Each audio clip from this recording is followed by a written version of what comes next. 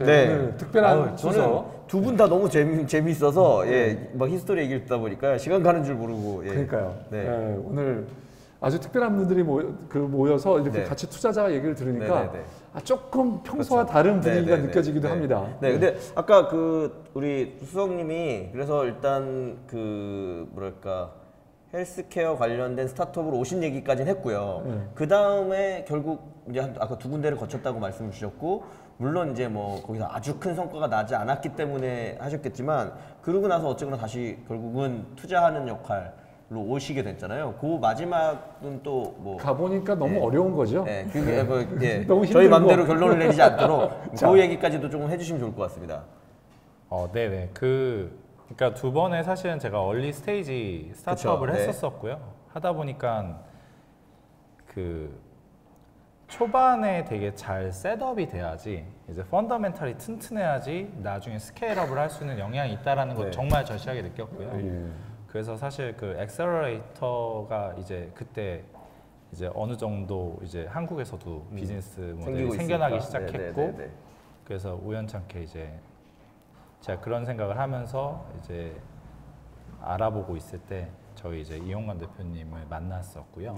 그래갖고 블루포인트 파트너스에서도 헬스케어를 조금 더 집중적으로 해보고 싶다고 말씀을 주셔서 기회를 주셔서 제가 또 잘 오게 된 것 같습니다. 그러면 선생님 지금은 어쨌거나 그러면 여러 가지를 거치셨는데 이 뭐 투자자의 역할이 뭐 본인한테 잘 맞다고 생각하시는지, 혹은 전문직으로서 투자자에 와보니 이렇게 전문 라이센스가 없는 분들이 얼마나 부실한지를 알겠다라든지 뭐 좀 얘기를 좀 해주시죠.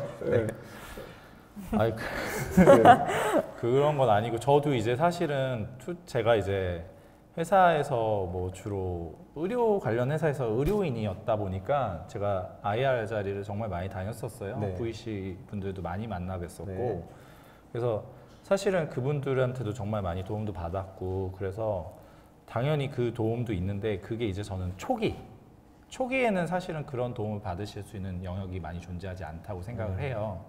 보통은 이제 초기 같은 경우에는 뭐 접촉을 하시려면은 이렇게 비창업부터 도와드리고 이런 역할을 해야지 되는데, 그런 역할을 사실은 국내에서는 뭐 이렇게 송 대표님처럼 이런 방송을 통해서 이제 이런 노하우를 간접적으로 주시는 이런 역할들을 많이 해주셨고, 이제 이런 걸 보고 또 자란 다음 세대 분들이 이제 엑셀러레이터 이런 걸 하고 있다고 느껴지고, 그래서 아직 많이 없었다라고 생각을 해서 지금부터 할 롤이 많다라고 생각을 하고 있고요.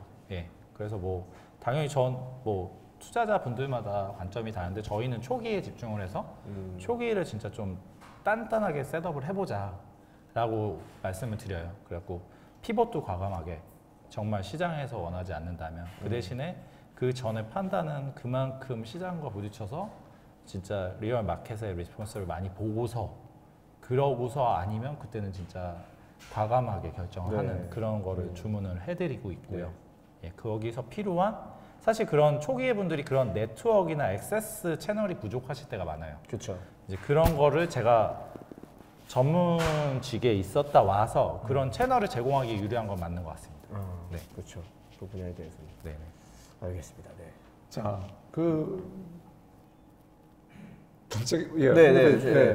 젤리랩 얘기로 좀 돌아오면 뭐 이제 수익이나 이런 부분에 대한 얘기는 좀 충분히 나눈 것 같고요. 그래서 이게 그게 좀 먼 길이다라는 거는 맞는 것 같고, 그러시면 그래도 아까 이 뭐 진료에 대한 이 상담 혹은 이런 내용들을 아까 잠깐 뭐 얘기 나오기도 했는데, 뭐 당뇨병 영역이라든지 정신과라든지 뭔가 좀 특화해서 잘할 수 있는 영역들이 눈에 보이셔야 될 것 같은데요.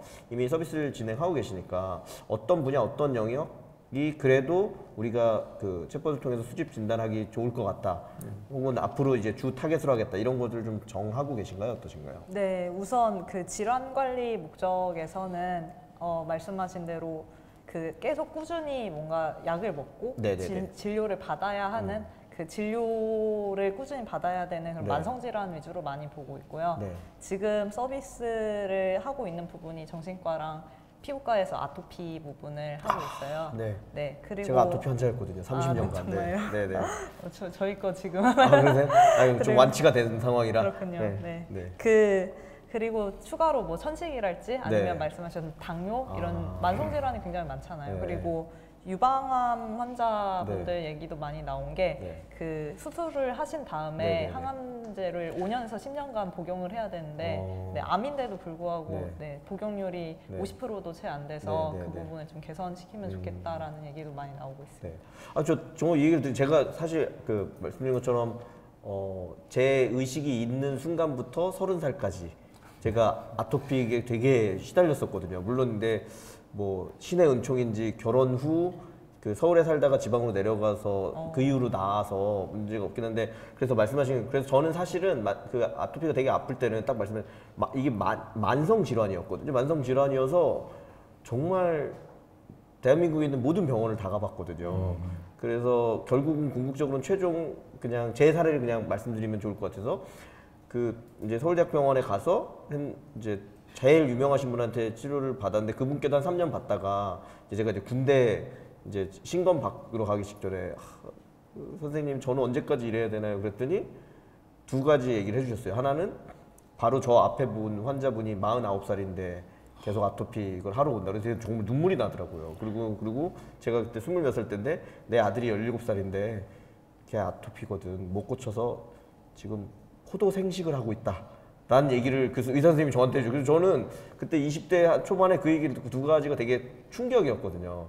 그래서 그 얘기는 이제 그냥 사례를 말씀드리고 그래서 제가 의사 선생님이니까 그 사실 만성 질환의 저는 추적 관찰이나 이런 것들에 대해서 사실 되게 불신하거든요. 제가 아까 말했던 제 몸을 몰모트로 모든 걸 다 해봤는데 아무것도 안 됐었거든요. 근데 지금 말씀하신 것처럼 이런 챗봇 데이터나 이런 걸 모으면 실제로 천식이나 아토피나 이렇게 뭐랄까 죽진 않지만 굉장히 괴로운 병의 호전이라든지 뭔가를 찾아낼 수 있는 부가가치가 나올 수 있을까요? 네, 있다고 생각하고요. 방금 대표님 혹시 아토피를 치료할 수 있나요? 이런 질문 하실까 봐요. 네네네. 네. 왜냐면 그래도 네. 그게 가능성이 있으면 되게 부가가치가 높은 걸 거란 생각이 들어서요. 네네네. 그러니까 이게 만성 질환이라는 게 사실은 그 보통은 원인이 아주 명확하지 않을 때 있을 그렇죠. 수 있어요. 네. 뭐 사실 뭐 혈압이나 네. 뭐 당뇨나 네. 파이널의 그 메커니즘은 많이 밝혀졌는데 처음에 원발을 하는 네. 그러니까 그 결국 뭐가 문제가 생겨서 아토피가 나오더라면 그렇죠. 되는데 뭐가 유발을 할까 네. 이런 거는 사실은 다 명확히 기전이 밝혀져 있지 못하거든요. 네네네. 그러다 보니까 그래서 맞춤형 치료 플랜이 필요합니다. 그래갖고 말씀하신 것처럼 뭐 그 교수님의 아드님은 뭐 여러 가지가 포도를 하는 게 맞더라 이런 식으로 이제 수립을 해볼 수 있는 거죠. 근데 그게 가치 사회라서 모든 걸 보면은 그거를 수립하기가 좋은데 같이 못 사니까 그냥 일반적으로 가장 많이 쓸 수 있는 치료밖에 못 주는 거예요. 그렇죠. 그래서 사실은 그런 거를 이제 그런 커뮤니케이션을 비직과 비직 간에 좀 더 강화를 한다면 맞춤형 치료를 하는데 사실은 요새 뭐 맞춤형 치료라고 해서 유전자를 분석하고 그거에 맞춰서 하는 것도 많이 하는데 네네. 이런 환자의 생태나 행태에 따라서도 할 수 있거든요. 그런 데이터를 얻는다면 분명히 더 좋은 결과가 날 거라고 생각합니다. 예. 저는 오늘 계속 진행하면서 젤리랩으로 수성님을 모셔야 된다. 네, 결론으로 가고 있지 않나라는 생각이 제가 계속 드리고 있어요. 네. 오퍼를. 우리 이성님 우리 젤리랩을 네네네. 빼고 또 다른 회사 투자하신 것들이 뭐 조금 밝혀주실 수 있을까요? 네, 뭐 그 제가 지금까지 블루포인트 와서 한 7, 8개 정도 한 것 같고요. 저희가 투자한 회사 중에는 아까 말씀드렸던 뭐 유전체를 분석을 해서 어떤 그 개인 맞춤형 치료를 하는데 도움이 되는 그런 유전체 분석 전문 회사인 지노 오피니언이라는 회사도 있고, 그다음에 수술용 로봇에서 쓸 수 있는 수술용 로봇이라는 게 사실은 그런 어떤 카메라나 아니면 그 로봇팔을 이용을 해서 인간의 어떤 능력을 증강을 시키는 건데 거기서 얻어지는 인포메이션들을 AI로 분석을 해서 의사들이 좀 더 나은 수술을 하게 해주는 뭐 휴톰이라는 회사도 있고요. 그 다음에는 또 예를 들어서 엑스레이라는 건 2D 사진이잖아요. 그 2D 사진을 2장을 2D 사진 2장만 가지고 이제 합성을 해서 3D로 만들어주는 디딤이라는 회사도 있고 뭐 여러 흥미로운 회사가 많으니까 블루포인트 파트너스 홈페이지에 와보시면 알겠습니다. 그러면 그 투자하시는 대부분은 다 뭐 의학 관련인가요? 아니면 꼭 의학이 아니어도? 제가 사실은 이제 블루포인트에 오면서 그러니까 목표는 의료가 7, 비의료가 3으로 하자라고 생각을 했었는데 요새 뭐 의료 쪽 창업의 붐이 좀 있어서 그래도 다행히 제가 의료 쪽에서 더 볼 게 많더라고요. 그래갖고 지금까지 투자한 것 중에 비의료는 딱 한 팀 있는 것 같습니다. 예, 알겠습니다. 자, 이제 뭐 마무리를 해야 될 것 같은데요. 자, 이 마무리를 하기 전에 그 홍 대표님, 자, 어떻게 보셨습니까 오늘? 저는 일단 두 분의 캐릭터가 되게 매력적이어서 너무 일단 재밌게 들었고요. 그리고 참고로 우리 홍 대표님은 지금까지 매력 없다고 하신 적이 한 번도 없었어요. 제가 사람과의 공감을 좋아합니다. 그래서 저 되게 매력적이었고요. 특히 제가 사실 저도 어디 가서 이제 뭐 무슨 저는 이제 창업했던 사람이니까 뭐 대학생들한테 얘기를 해주거나 이런 거 할 때 저도 뭔가 좀 다른 시각이 필요하다는 얘기를 할 때 제가 주로 어떤 얘기를 이렇게 예로 들어서 하냐면요.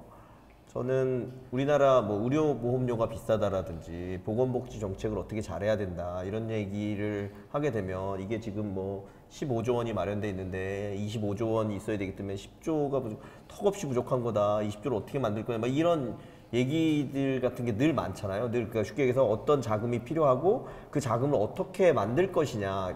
이제 특히 의료같이 큰 분야를 볼 때는 제가 뭐 우스갯소리 막 이런 얘기를 하거든요. 사실 거기에 KPI는 요즘 이제 미세먼지 때문에 그렇게 안 되지만 어떻게 하면 한강을 달리는 사람이 많게 할 것이냐 대한민국에 이런 게 KPI가 돼야 된다고 생각한다. 그러려면 20대 여성분들이 달리기를 많이 하면 20대 남성들이 떼몰려서 나올 거고 다들 건강해짐으로써 알아서 의료 비용이 줄어들 거다. 그러니까 그런 게 진짜 혁신이고 부가가치를 높이는 길이다. 라는 얘기를 말도 안 되지만 맨날 하거든요. 저는 그런 관점에서 보면 아까 말씀하신 것처럼 제가 실제 아토피라는 만성질환도 있었고 그렇게 그 추적 관찰이라든지 그 다음에 아까 말씀하신 그런 꼭 병원이나 개인의 1대1이라기보다는 전체적인 의료 혹은 환자에 대한 전체적인 틀에서 부가가치를 만들어내는 부분을 하면 좀 더 포커스를 맞춰서 하면 굉장히 큰 부가가치가 나올 수도 있지 않을까라는 거에서 되게 저는 흥미롭게 들었고요. 다만 아쉬운 거는 수석님도 지적해주고 대표님도 제가 볼 때 마음속에 이제 부담감이 있으신 것 같은데 그렇게 하는 게 과연 스타트업이 할 만큼 적절한 일이냐.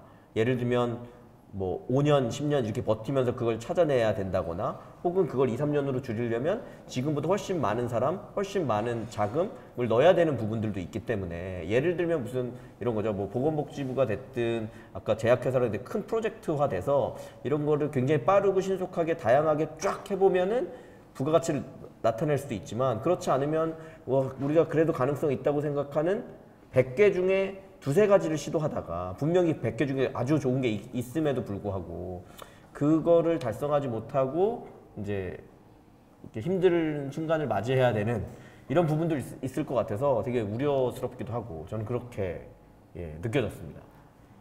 홍 대표님 어떠셨나요?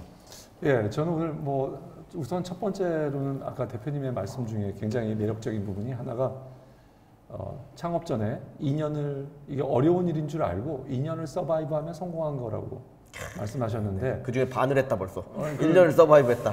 그 말씀이 이 업이 충분히 어려운 걸 알고 이 어려운 문제를 도전하겠다고 하는 그 도전 의식이 굉장히 우선은 높이 사고 싶다라는 말씀을 드리고요. 두 번째로는 지금 이 하는 어프로치는 이제 챗봇이라는 테크놀로지가 성숙하게 된 게 얼마 안 됐거든요. 어느 정도 진짜 정말 근데 그 시기적절하게 이걸 제가 여러 개를 봤지만 의료와 연계하겠다. 그리고 의료 스페시픽하게 뭔가를 지금은 작은 성과긴 하지만 굉장히 그래도 의미 있는 성과라고 생각하고요. 이거를 좀 더 키워갈 수 있는 그런 포텐셜이 보인다라는 면에서도 굉장히 높게 평가를 합니다. 그런데 여전히 제가 보기에는 이게 약간이 아쉬운 건 조금 더 제가 보기에는 비전을 크게 잡고 돈을 좀 더 모아서 정말 풀 수 있는 문제를 풀어야 되는데 이 제약회사에 이거 해가지고 임상 데이터를 갖다 주는 게 우리의 비전과 맞는 건가에 대해서는 조금 죄송합니다. 제가 잘 모르고 하는 얘기고 이건 또 뭐 우리 다른 분들은 어떻게 생각할지 모르지만 그 비전과 정말 맞는 건가 이게? 저는 도리어 투자자를 설득하고 이 설득해서 내가 정말 하고 싶고 제대로 풀 수 있는 문제. 아까 우리가 나왔던 몇 가지 문제는 정말 제대로만 풀면 뒤에 뭐 여러 연계에서 성과가 나올 것 따르고 하는 그런 생각이 들었는데 그런 것에 대해서 조금 너무 쉽게 타협한 것이 아닌가라는 생각이 있어서 조금은 아쉬웠다. 그렇지만 지금 단계에서는 뭐 굉장히 훌륭하다라는 생각이 들었습니다. 예, 아무튼 저희가 이제 이렇게 마무리를 하려고 하는데요. 하기 전에 짤막하게 그렇죠. 우리 대표님. 왜냐면 저희 얘기를 했으니 그래도 뭔가 디펜스를 포함하여 뭐 포부 및 이런 걸 간단히 얘기해 주시고 먼저 제가 볼 때는 젤리랩 대표님이 얘기해 주시고 그럼에도 불구하고 우리가 투자한 거는 이런 가능성을 봅니다까지로 추가로 이렇게 미화를 이렇게 포장을 해주시면 미화 뭐 안 하셔도 돼요. 대표님 오늘 출연하셨는데 어떠셨는지. 네. 일단 불러주셔서 너무 감사하고요. 두 분 피드백 너무 다 맞는 말씀이시고 저도 계속해서 반영하도록 노력을 하겠습니다. 그리고 저희 젤리랩 모토가 일단 그 챗봇 for patients예요. 환자에게 제일 친화된 그런 챗봇을 만들겠다는 뜻인데 그 점 명시해 두겠습니다. 예, 알겠습니다. 자, 우리 이수성님. 예. 사실 의료라는 영역이 가장 기술이 많이 도입이 못 된 영역이라고 생각을 하고 있습니다. 그래갖고 그런 거를 사실 우리 삶에 가장 가깝게 밀착해서 와 있는 스마트폰과 어떤 메신저, 텍스팅이라는 그런 메소돌로지를 이용을 해서 한다는 게 저는 너무나 좋다고 생각을 하고 있고요. 근데 지금 두 대표님 말씀해 주신 것처럼 너무 힘든 일이고 저희도 그 풀 수 있는 문제를 지금 찾는 과정이라고 생각을 하고 있습니다. 그래서 같이 한번 찾아 나가서 뭐 진짜 좋은 모델을 만들어낼 수 있는 회사하고 또 아마 뭐 이 방송을 보신 분들이라면 유 대표님의 이런 능력을 아마 간접적으로라도 느끼시지 않았을까 생각을 합니다. 알겠습니다. 예, 오늘 장시간 아주 뭐 긴 시간이었는데 출연해 주셔서 너무 감사하고요. 사업은 화이팅. 감사합니다.